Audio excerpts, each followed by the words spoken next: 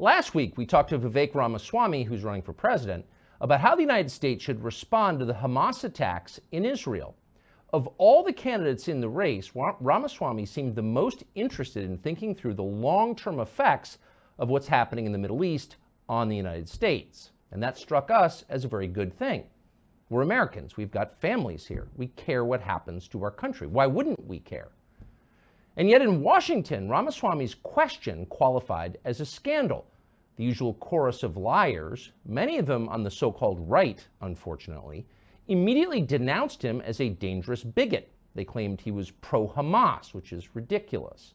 And then they suggested that he doesn't believe in Israel's right to self-defense, which, if anything, is even dumber. It was a thoroughly disgraceful display and a revealing one. But none of it answered the question that he had raised. What is the best path forward here for the United States, as well as for Israel and the rest of the world? It's worth thinking about that. The stakes are higher than many Americans understand. It's easy to imagine several other nations getting pulled into the conflict between Israel and Hamas. Those countries would include Russia, Iran, Turkey, China, Saudi Arabia, the Gulf states, and possibly many more. Some of those countries might take our side, aligned with Israel, but most of them would not, and that would be a problem. The U.S. military is weaker than it's been in at least 50 years since the end of Vietnam. Exhausted by two pointless conflicts in Iraq and Afghanistan, internally divided by identity politics, mismanaged by buffoonish hacks at the Pentagon, our services are in obvious disarray. Check the enlistment numbers. Nobody wants to join. But it's worse than that. The government that funds our army is bankrupt. The man who leads it is senile. Now is not the time for a world war. We would lose. But our commander-in-chief has no idea. Watch this tape from Sunday as he smirks while bragging that America is so rich, there is no limit to our power. We can wage as many wars as we want. We're the United States of America, for God's sake. The most powerful nation in the history, not in the world, in the history of the world. The history of the world. We can take care of both of these and still maintain our overall international defense. We have the capacity to do this, and we have an obligation to. We are the essential nation, as to paraphrase the former Secretary of State. And if we don't, who does? The most powerful nation in the history of the world. You can imagine the Roman Senate issuing a statement just like that on the morning the Visigoths sacked their city. Pride goes before destruction. That has always been true. It always will be true. How do we keep our country from being destroyed? Vivek Ramaswamy has been thinking about that all week. He joins us on set now. Vivek, thanks so much for joining us. So what do you think the potential for disaster looks like here? And I should preface by saying nobody disputes Israel's interest in pursuing a conflict with Hamas, punishing those responsible, yes, defending itself, of course. Absolutely. But from an American perspective, how could this go wrong? So I think that one of the things we ought to do is remember the mistakes we have made in our own recent past, in the last 20 to 25 years. After 9/11, how did we end up in $6 trillion plus of wars in Iraq and Afghanistan? Thousands of American lives that we won't get back. Part of how we ended up there was in the era after 9/11. You remember it. The tolerance for debate was very limited. Shut up, sit down, do as you're told, go along with the plan. I am worried, Tucker, that's the beginning of the environment I'm seeing right now as it relates to the current conflicts. We seem deep into that right now. We do seem deep into that. And it's in the modern West as we know it. I mean, even Bibi's former national security advisor was quoted in an article earlier today when he was asked the question of, well, what happens after Hamas? His exact words were, I don't give a damn. I used to think first, act later. I don't think that way in light of last weekend. And I understand, as I did in this country, the pain of what people have gone through. You respond with emotion. But the thing I worry about, Tucker, right now is what I see is the left-wing criticism of Israel's what looks like to be soon to be ground invasion of Gaza is about proportionality and about injustice and humanitarian aid. Even if you just put all that to one side, from a U.S. perspective, from an Israel perspective, how is this actually going to achieve a good result? And my concern right now, and as we're having this conversation, it appears imminent that Israel is going to mount a ground invasion into Gaza. I'm concerned that a ground invasion into Gaza without clearly defined objectives is going to be the start of another no-win war that is not good for Israel and not good for the United States. And so one of the things I've been thinking about just in recent days, you hear a lot of histrionics here, a lot of bloodthirsty neocons, in fact, far less reasonable than even many Israelis that are far more rational about this than some here in the United States, is how could this play out? Right? So if we just think about one reasonable scenario, let's just go step by step in terms of where we are. Israel mounts a ground invasion into Gaza, okay? Doesn't have a clearly defined goal, but they've mounted that ground invasion. That crosses a red line that Hezbollah has previously identified, saying that that's their red line for attacking Israel.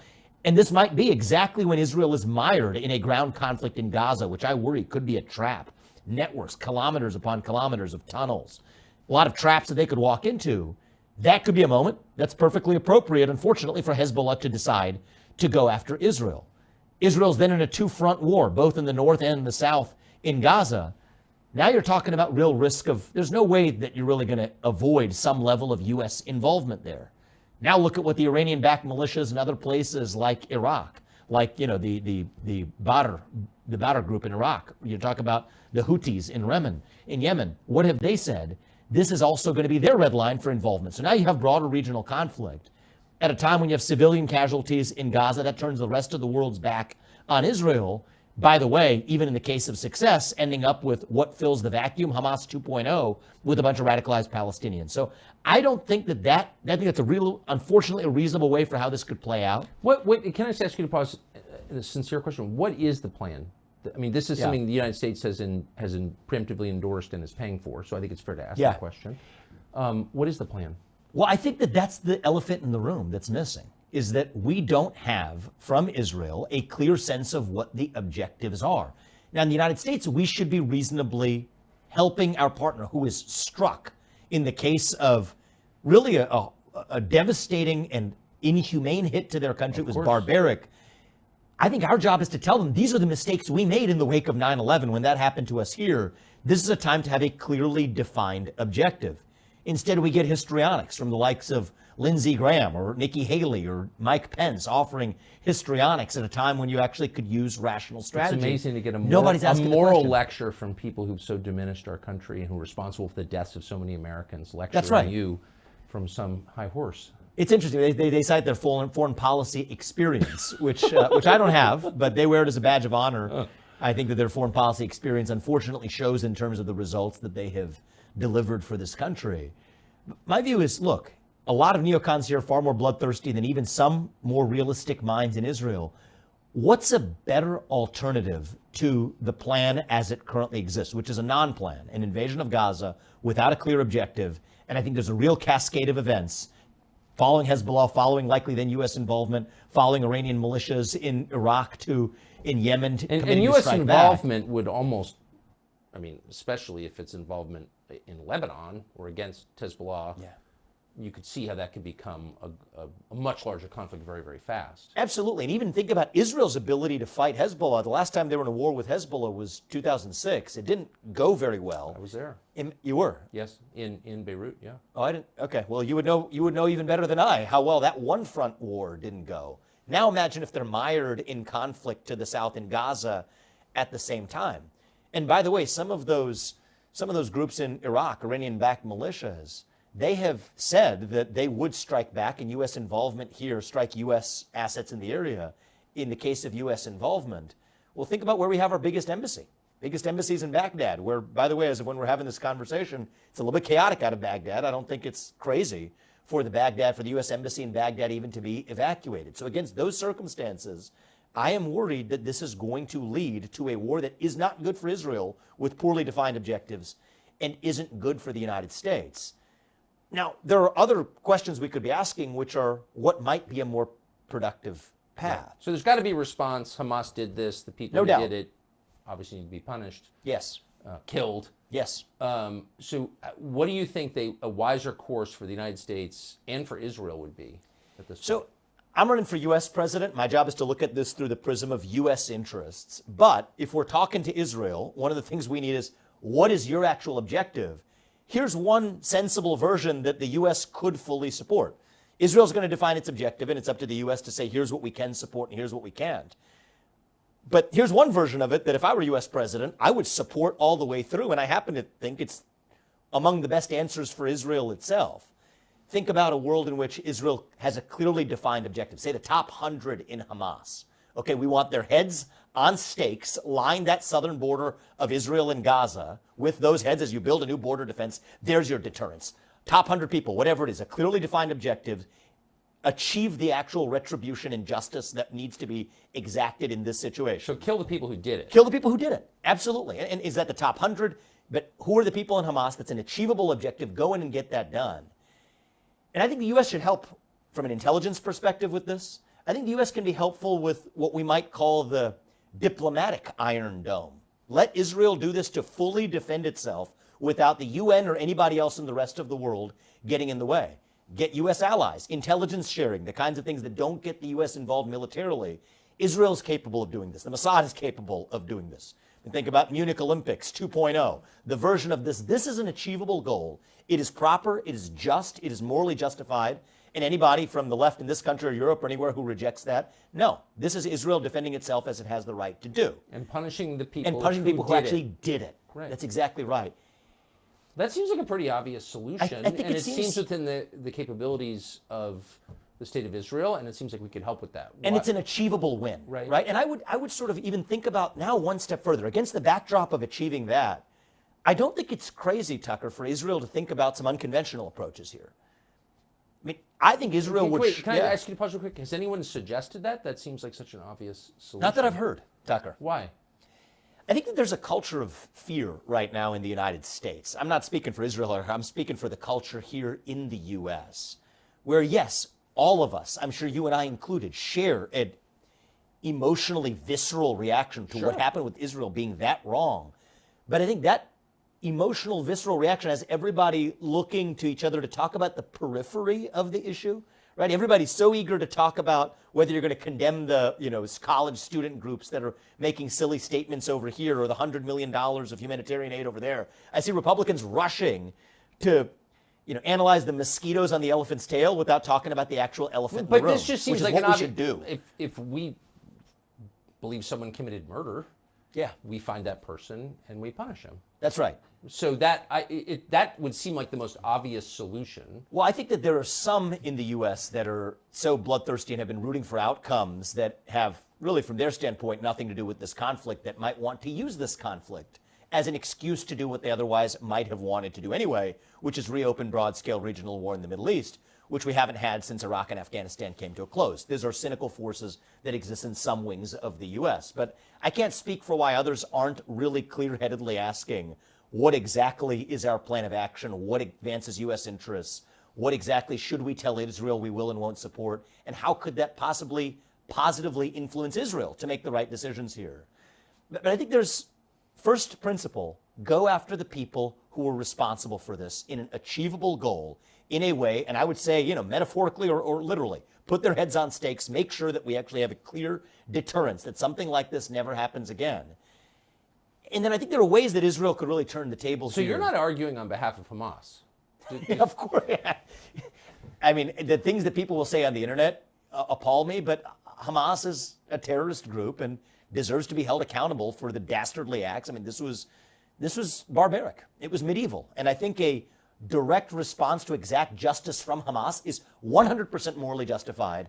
And as U.S. president, if I were in that office, I would provide every bit of diplomatic air cover to Israel to do what it needs to do, because I'm also looking after the U.S. interest here. I don't want the U.S. military involved in some tripwire of a war in the Middle East that we sleepwalk ourselves into, which isn't good for the U.S., but isn't even likely good for Israel. Now, I think that there are some broader regional issues that we need to deal with, too. I mean, one of the lurking issues here is the nuclear capabilities of Iran. And if I had the clear answers, if any of us had the clear answers to exactly how you would keep Iran from becoming nuclear weapon equipped, we wouldn't be talking about this right now. But I think a maximum pressure campaign against Iran, economically speaking, until they actually fully phase out their nuclear weapons is a reasonable discussion and debate to have. I think we can avoid doing some really stupid things that we've done along the way, though, in the meantime, this year. Think about the discussion around transferring nuclear technology to Saudi Arabia. Now, why would you Now, that was ever? nutty. Why would you ever want? And Saudi Arabia, which got some of the deepest energy reserves in the world, clearly doesn't Yeah. need nuclear plants. So that technology would be used for nuclear weapons. Why would you ever want the Saudi kingdom to have nuclear weapons? Well, it's even one step worse than that, right? We've done civilian nuclear technology transfers. I think we've done like something like 27 deals with Quite a 43 few, countries. yes. Saudi Arabia did not want the terms of those traditional civilian nuclear technology aware. transfers because they require oversight and monitoring to make sure you're not using them for military purposes. So the idiocy of this, and it's not just Biden. I mean, Biden's idiocy is high, but there's Republicans going along with him to say that as a condition for getting Saudi Arabia into some type of expanded diplomatic deal with Israel, we were going to offer security guarantees to Saudi Arabia, and furthermore, that we were going to offer this nuclear transfer on terms that were different than the historical civilian So the nuclear idea is transfers to that we've counterbalance done. Iran, I assume. But actually, if you look at it the other way, we've had I'm not saying it's a comfortable balance of power, but there has been something resembling a balance of power. This is this summer we're talking about it, Tucker, and this is an uncomfortable topic, but we can't just dismiss the possibility that these two things are entirely unrelated. I mean, right when we have inserted our noses in to this, what I think is a terrible idea of a deal with Saudi Arabia, and I think many in Israel and otherwise agreed with me too, that transferring nuclear technology to Saudi Arabia on these differential terms and security guarantees, that shouldn't be necessarily what's required to drive Saudi Arabia into a peaceful deal with Israel. In some ways, we're the ones that just stuck our noses and tipped the scales in that balance of power if that Saudi Arabian deal were going to proceed. And then what do you get 2 months later? This disastrous attack. So I think that there are complicated factors at work here that we can take our own goals that we have scored in this process off the table. And then all of those savings from a war that we would have avoided, you know what Israel and U.S. can use it for? Protecting our own respective borders. I mean, that was a border crisis of historic proportion. But that was a national defense failure. I agree completely. And if it can happen in Israel, it can happen here too, by the way. And it is. And it is on the regular. Yes. So, but just to back up for one click, the idea that we would in any way abet a nuclear program in any country, particularly in Saudi Middle East, Arabia, is so destabilizing and crazy. It suggests that people have lost their awe of their fear of nuclear weapons. I'm watching people on television, on the internet, sort of blithely talk about the possibility of the use of nuclear weapons in this conflict. I watched it 5 times yesterday. Can we agree that anyone who sort of throws out, well, maybe they'll use nukes, is insane? Like, you'd have to be a mental patient to say something like that. Who are these people? I mean, either that or so profoundly ill-informed about what the consequences would be for the United States. And so I really can't speak for the mental state of some of these people, Tucker, who are viewing the expansion and nuclear proliferation to Saudi Arabia, or the consequences People are of saying, using oh, them. this could go nuclear. If pushed, we'll go nuclear. They'll go nuclear. Go nuclear. Yeah. Think about the consequences Millions of died. what that would be. I mean, and the consequences of it are impossible to foresee, but we can guess. Yeah. So this is what frustrates me about where we are in this. And, you know, the views I'm adopting here, I think from a political perspective, a lot of people have advised me, you know, this isn't really where you want to go. I think somebody has to step up and actually ask the questions that other people are too afraid to ask. What are the consequences of the biggest thing that's about to happen? If Israel mounts that ground war in Gaza, appears to be the next step in this conflict, and there's no clearly identified objective, what are the consequences for Israel? We ask that as a friend. What are the consequences for the United States? We should ask as Americans.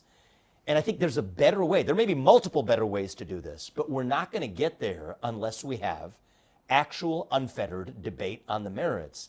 And I think there's something, particularly in the Republican Party, actually, around the culture of this issue that has really stifled that debate. The experience I've had, I mean, the first time you and I met was, I don't know if you remember this, was after when I was writing my first book. It was in the context of I'd been a biotech CEO and George Floyd died and this country started acting crazy and there were certain debates you couldn't have on questions relating to race and whatever back in 2020. I remember what that felt like. It was a speech suppressive environment where there were certain debates you weren't allowed to have. And many on the left would call me racist as a way of silencing open debate and believing in colorblind meritocracy. It feels really similar. It feels really similar in a different way right now, where isolationist has become the new racist, a new label to use as a substitute. saying that you hate Israel. Exactly, or whatever. You could fill in the blank for whatever the silencing label would be. Pro-Hamas, ridiculous. Anti-Israel, ridiculous. But to use that to silence debate on the merits, and whether that comes from the left, the right, it doesn't much matter. That's, I think, the ultimate form of anti-Americanism. Yeah, I have to say, if you're attacked for asking what's good for the United States and asking that as an American who's trying to lead the country, if that's considered out of bounds, if you're being denounced by Republicans for saying that, roundly, then the whole America First thing was just a lie. Yeah, I think it wasn't a lie when it comes to the people of this country. I think a lot of the people in the leadership, though, would like to believe it was a lie, like to believe that it was a passing phase, an attachment to one man, where this is a broader vision that goes beyond Well, it's just common any sense. individual. If you live here and you've got children, Put this country first. Well, that's your job. Yeah, it's a moral obligation. It's a little weird that people are picking sides, and the Capitol got invaded by these lunatics, pro-Hamas lunatics, and then people are taking the pro-Israel side. But I haven't heard anybody say, well, I have views on all this, and I like Israel better than Hamas, but ultimately I'm for America. Mm-hmm. Why?